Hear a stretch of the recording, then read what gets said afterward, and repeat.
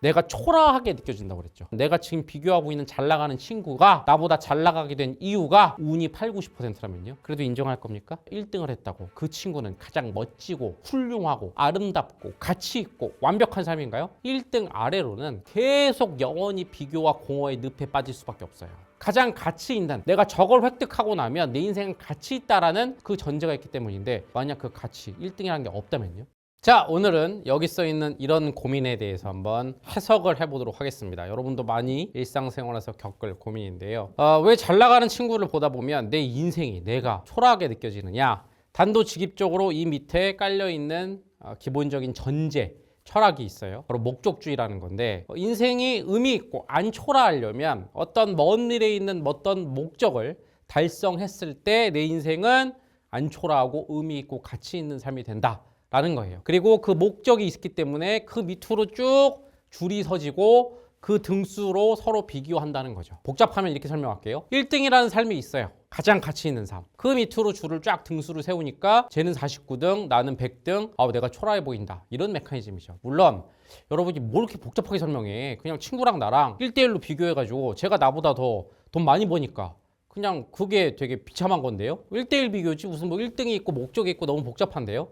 근데 여러분들이 내가 왜 이런지 이걸 정확하게 해석해서 극복하려면 아주 정교하게 정의를 해야 돼요.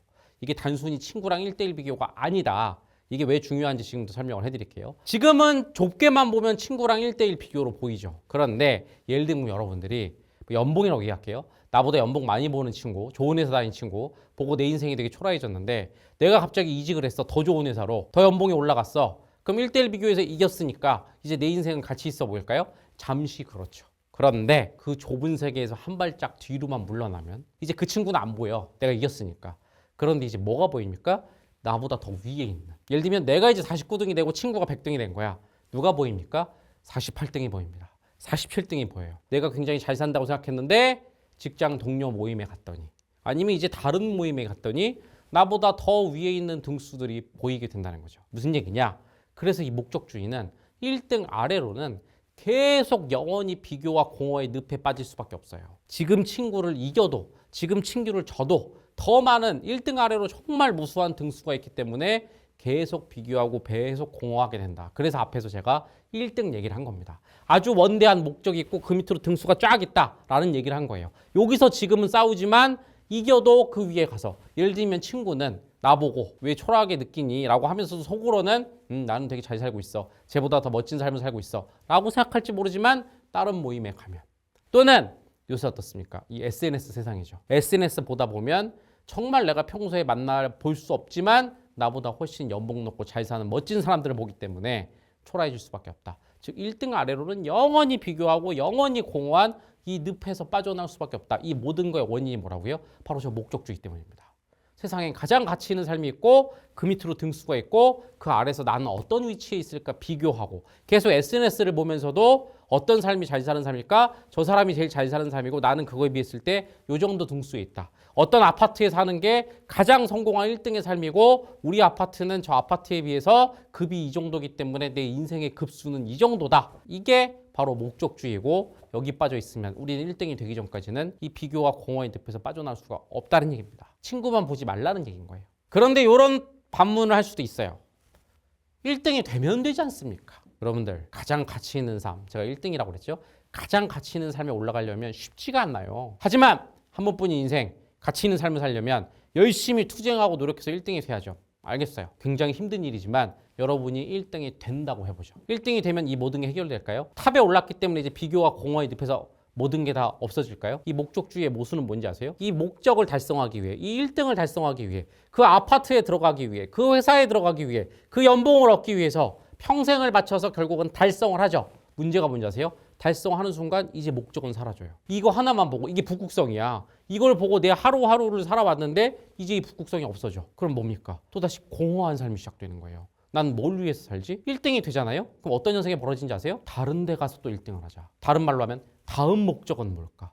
이 목적은 이러는데 그 다음 목적은 뭘까? 그 다음 목적은 뭘까? 제가 늪이라는 표현을 썼죠. 이 늪은 1등이 돼도 똑같이 반복되는 겁니다. 즉 무슨 얘기냐면 이 룰을 따르잖아요. 이 목적주의대로면 인간은 평생 계속 위로 올라가려는 그 늪에 빠져서 심지어 1등이 돼도 그 다음 다른 필드는 어디냐? 계속 찾아 헤매는 영원히 끝나지 않는 이 늪에서 빠져나올 수가 없어요. 그런데 또 이런 반문하겠죠. 두 번째 반문.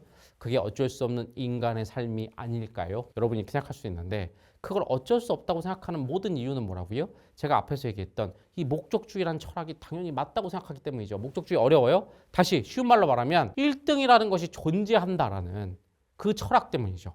가장 가치 있는 내가 저걸 획득하고 나면 내 인생은 가치 있다라는 그 전제가 있기 때문인데 제가 과감한 얘기를 해볼게요. 만약 그 가치 1등이라는 게 없다면요.